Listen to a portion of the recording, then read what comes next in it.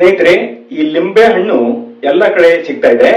ಯಾಕೆ ಈ ಮಾತು ಹೇಳ್ತಾ ಇದ್ದೀನಿ ಅಂದ್ರೆ, ಕಳೆದ ಸಂಚಿಕೆಯಲ್ಲಿ ನಾವು ದೊಡ್ಡ ನಿಂಬೆ ಹಣ್ಣು ಅಥವಾ ದೊಡ್ಡಲಿ ಹಣ್ಣನ್ನ ತೋರಿಸಿದಾಗ ಇದು ಎಲ್ಲ ಕಡೆ ಸಿಗೋಲ್ಲ, ಇದರಿಂದ ಸಿಹಿ ಉಪ್ಪಿನಕಾಯಿ ಮತ್ತೆ ಖಾರ ಉಪ್ಪಿನಕಾಯಿ ಮಾಡೋದು ಹೇಗೆ ಅಂತ ಕೆಲವರು ಸಂಶಯ ವ್ಯಕ್ತಪಡಿಸಿದ್ರು. ಆದ್ರೆ ಇದಕ್ಕೆ ನೀವು ನಿಂಬೆ ಹಣ್ಣು ಬಳಸಿಯೂ ಸಹ ಮಾಡಬಹುದು. ವಿಧಾನ ಒಂದೇ. ಸಿಹಿ ಉಪ್ಪಿನಕಾಯಿ ಇರಲಿ ಅಥವಾ ಖಾರ ಉಪ್ಪಿನಕಾಯಿ ಇರಲಿ, ಅದಕ್ಕೆ ಮಾಡುವ ವಿಧಾನ ಒಂದೇ ಇದೆ. ಬಳಸುವುದು ಮಾತ್ರ ದೊಡ್ಡಲಿ ಹಣ್ಣಿನ ಬದಲಿಗೆ ನಿಂಬೆ ಹಣ್ಣನ್ನು ಬದಲಿಸಬಹುದು.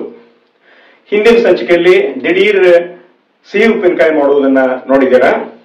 ಈ ಸಂಚಿಕೆಯಲ್ಲಿ ನಮ್ಮ ಅಡಿಗೆ ಮನೆಗೆ ಹೋಗೋಣ, ಖಾರದ ಉಪ್ಪಿನಕಾಯಿ ಮಾಡುವುದು ಹೇಗೆ ಅಂತ ಹೇಳಿ ನೋಡೋಣ. ಖಾರದ ಉಪ್ಪಿನಕಾಯಿ ಮಾಡಲು ಬೇಕಾಗುವ ಸಾಮಗ್ರಿಗಳು: ದೊಡ್ಡಲಿ ಹಣ್ಣು, ಉಪ್ಪು, ಅಡಿಗೆ ಎಣ್ಣೆ, ಹಸಿ ಮೆಣಸಿನಕಾಯಿ, ಅರಿಶಿಣ ಪುಡಿ, ಮೆಂತ್ಯೆ, ಜೀರಿಗೆ, ಸಾಸಿವೆ, ಇಂಗು. ಮೊದಲಿಗೆ ಒಲೆಯ ಮೇಲೆ ಬಾಣಲೆ ಇಟ್ಟು ಒಂದು ಬೌಲ್ ಉಪ್ಪು ಹಾಕಿ ಸ್ವಲ್ಪ ಬೆಚ್ಚಗೆ ಮಾಡಿಕೊಳ್ಳಬೇಕು. ತೇವಾಂಶ ಹೋದ ನಂತರ ಗ್ಯಾಸ್ ಆಫ್ ಮಾಡಿ. ಈಗಾಗಲೇ ಕಳೆದ ಸಂಚಿಕೆಯಲ್ಲಿ ಅರ್ಧ ಭಾಗ ದಿಢೀರ್ ಉಪ್ಪಿನಕಾಯಿ ಮಾಡಿರುವುದರಿಂದ ಉಳಿದ ಅರ್ಧ ಭಾಗ ತೆಗೆದುಕೊಳ್ಳಿ. ಸಿಪ್ಪೆ ಸಹಿತ ಇರುವ ಅರ್ಧ ಭಾಗವನ್ನು ಪುನಃ ಭಾಗ ಮಾಡಿ ನಂತರ ಸಣ್ಣ ಹೋಳುಗಳು ಆಗುವಂತೆ ಹೆಚ್ಚಿರಿ. ಇದನ್ನು ಸಾಧಾರಣವಾಗಿ ಲಿಂಬೆ ಹಣ್ಣಿನಿಂದ ಮಾಡುತ್ತೇವೆ. ನಮಗೆ ಮಲೆನಾಡಿನಲ್ಲಿ ಬೆಳೆದ ದೊಡ್ಡಲಿ ಹಣ್ಣು ಸಿಕ್ಕಿತ್ತು. ಅಪರೂಪಕ್ಕೆ ಸಿಕ್ಕಿದ್ದರಿಂದ ಇದನ್ನು ಸಿಹಿ ಮತ್ತು ಖಾರ ಉಪ್ಪಿನಕಾಯಿ ಮಾಡಿದ್ದೇವೆ. ನಿಮಗೆ ಹಣ್ಣು ಸಿಗಲಿಲ್ಲ ಎಂದರೆ ಯೋಚನೆ ಮಾಡಬೇಡಿ. ಇದರ ಬದಲಿಗೆ ಸುಮಾರು 10 ರಸಭರಿತ ನಿಂಬೆ ಹಣ್ಣು ಬಳಸಿಕೊಂಡು ಸಹ ಹೀಗೆ ಮಾಡಬಹುದು. ಆಮೇಲೆ ಬೀಜಗಳನ್ನು ಆಯ್ದು ತೆಗೆದು ಕೇವಲ ಹೋಳುಗಳನ್ನು ಇರುವಂತೆ ನೋಡಿಕೊಳ್ಳಿ. ಹಾಗೆ ಕತ್ತರಿಸಿದ ರಸಭರಿತ ಹೋಳುಗಳನ್ನು ಒಂದು ದೊಡ್ಡ ಬೌಲ್ಗೆ ಹಾಕಿ. ಈಗ ಸೂಜಿ ಮೆಣಸು ಅಥವಾ ಗಾಂಧಾರಿ ಮೆಣಸು ಅಥವಾ ಜೀರಿಗೆ ಮೆಣಸು ಅಂತ ಕರೆಸಿಕೊಳ್ಳುವ ಅತಿ ಖಾರದ ಮೆಣಸು ಇದ್ದರೆ ಈ ಉಪ್ಪಿನಕಾಯಿಗೆ ಒಳ್ಳೆಯದು. ಏಕೆಂದರೆ ನಾವು ಖಾರ ಪುಡಿಯನ್ನ ಬಳಸುತ್ತಿಲ್ಲ. ಅದು ಇಲ್ಲದಿದ್ದರೆ ಯಾವುದೇ ಹಸಿ ಮೆಣಸು ಬಳಸಿದರೂ ಆಗುತ್ತದೆ. ಸುಮಾರು 10-15 ಸೂಜಿ ಮೆಣಸು ಹಾಕಿ ಸೂಜಿ ಮೆಣಸಿನ ಜೊತೆ ಸ್ವಲ್ಪ ಹಸಿ ಮೆಣಸನ್ನು ಸೀಳಿ ತುಂಡು ಮಾಡಿ ಹಾಕಬಹುದು. ಈಗ ಅದರ ಮೇಲೆ ಅರ್ಧ ಚಮಚ ಅರಿಶಿಣ ಪುಡಿ ಹಾಕಿ, ಇವುಗಳ ಮೇಲೆ 2 ಚಮಚ ಅಡಿಗೆ ಎಣ್ಣೆ ಹಾಕಿ, ಈಗ ಹುರಿದಿಟ್ಟುಕೊಂಡ ಉಪ್ಪನ್ನು ಮಿಕ್ಸರ್ಗೆ ಹಾಕಿ ಪುಡಿ ಮಾಡಿಕೊಳ್ಳಿ. ಪುಡಿ ಮಾಡಿದ ಉಪ್ಪನ್ನು ಸಣ್ಣ ಬೌಲ್ಗೆ ಹಾಕಿ. ನಂತರ ಹುಳಿ ಹಸಿರು ಖಾರದ ಮಿಶ್ರಣಕ್ಕೆ ರುಚಿಗೆ ತಕ್ಕಷ್ಟು ಉಪ್ಪು ಹಾಕಿ ಸುಮಾರು 4ರಿಂದ 5 ಚಮಚ ಹಾಕಿದರೂ ಸಾಕು. ಈಗ ಬೌಲ್ಗೆ ಹಾಕಿರುವ ಎಲ್ಲಾ ಸಾಮಗ್ರಿಗಳು ಸರಿಯಾಗಿ ಸೇರಲು ಚೆನ್ನಾಗಿ ಮಿಶ್ರಣ ಮಾಡಿ. ನಂತರ ಆ ಮಿಶ್ರಣವನ್ನು ಬಾಟಲಿಗೆ ತುಂಬಿ ಬಿಗಿಯಾಗಿ ಮುಚ್ಚಳ ಹಾಕಿ 15 ದಿನ ಬಿಟ್ಟು ಬಿಡಿ.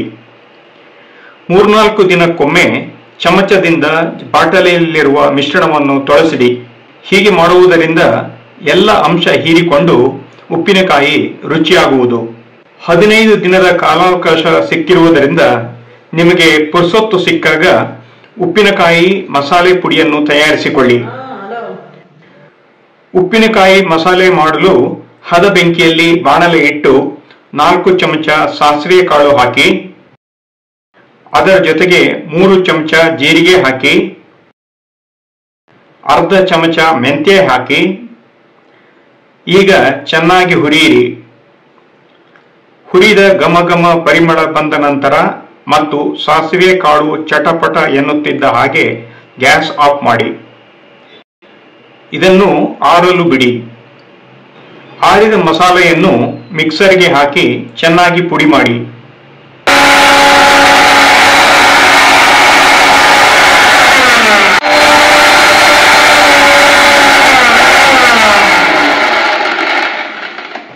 ಚೆನ್ನಾಗಿ ಪುಡಿಯಾದ ಉಪ್ಪಿನಕಾಯಿ ಮಸಾಲೆಯನ್ನು ಒಂದು ಬಾಟಲಿಗೆ ಹಾಕಿಡಿ.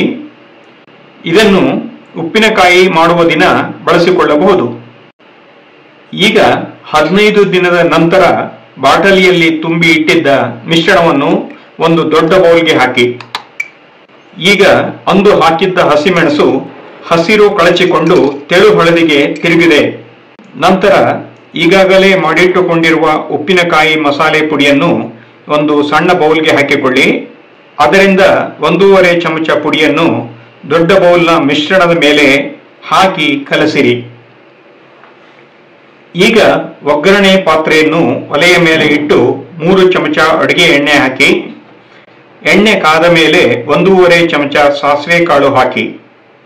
ಸಾಸಿವೆ ಕಾಳು ಚಟಪಟ ಎನ್ನುತ್ತಿದ್ದ ಹಾಗೆ ಸ್ವಲ್ಪ ಇಂಗಿನ ಪುಡಿ ಹಾಕಿ ಒಗ್ಗರಣೆ ಆರಲು ಬಿಡಿ. ಈಗ ಆರಿದ ಒಗ್ಗರಣೆಯನ್ನು ಉಪ್ಪಿನಕಾಯಿಯ ಮೇಲೆ ಸುರಿದು ಚೆನ್ನಾಗಿ ಮಿಶ್ರಣ ಮಾಡಿ. ಈಗ ರುಚಿಕರ ದೊಡ್ಲಿಕಾಯಿ ಉಪ್ಪಿನಕಾಯಿ ತಿನ್ನಲು ಸಿದ್ಧವಾಗಿದೆ. ಕೇವಲ ಅರ್ಧ ಹೋಳಿನಿಂದ ಇಷ್ಟು ಉಪ್ಪಿನಕಾಯಿ ಆಗುವುದು. ಇದನ್ನು ತಕ್ಷಣ ಬಳಸಬಹುದು. ಆದರೆ ಬಹಳ ದಿನ ಇಟ್ಟು ತಿನ್ನಲು ಬಾಟಲಿಗೆ ಹಾಕಿ ಮುಚ್ಚಳ ಭದ್ರಪಡಿಸಿ ಫ್ರಿಜ್ನಲ್ಲಿ ಇಡಿ. ಸ್ನೇಹಿತರೆ, ಬಾಯಿ ಚಪ್ಪರಿಸುತ್ತಾ ಸವಿಯಬಹುದಾದ ಈ ದೊಡ್ಲಿ ಹಣ್ಣಿನ ಅಥವಾ ಲಿಂಬೆ ಹಣ್ಣಿನ ಖಾರದ ಉಪ್ಪಿನಕಾಯಿಯನ್ನ ಮಾಡಿದ್ದು ನನ್ನ ಹೆಂಡತಿ. ವಿಡಿಯೋ ಮತ್ತು ವಿವರಣೆ ಮಾತ್ರ ನನ್ನದು. ಹಾಗೆ ನೀವು ಸಹ ಈ ಉಪ್ಪಿನಕಾಯಿಯನ್ನ ಮನೆಯಲ್ಲೇ ಮಾಡಿ ನೋಡಿ. ವಿಡಿಯೋ ನಿಮಗೆ ಇಷ್ಟವಾಯ್ತಲ್ಲ, ಒಂದು ಲೈಕ್ ಕೊಡಿ. ಹಾಗೆ ಇದನ್ನ ಇತರರಿಗೆ ಶೇರ್ ಮಾಡಿ. ನಂತರ ನನ್ನ ಚಾನಲ್ಗೆ ಸಬ್ಸ್ಕ್ರೈಬ್ ಆಗಿ. ಅದರ ಜೊತೆಯಲ್ಲಿ ನಿಮ್ಮ ಕಮೆಂಟ್ಸ್ ಅನ್ನು ಸಹ ಯೂಟ್ಯೂಬ್ನಲ್ಲೇ ಕೊಡಿ. ಮುಂದಿನ ಸಂಚಿಕೆಗಾಗಿ ಕಾಯಿರಿ. ಧನ್ಯವಾದಗಳು.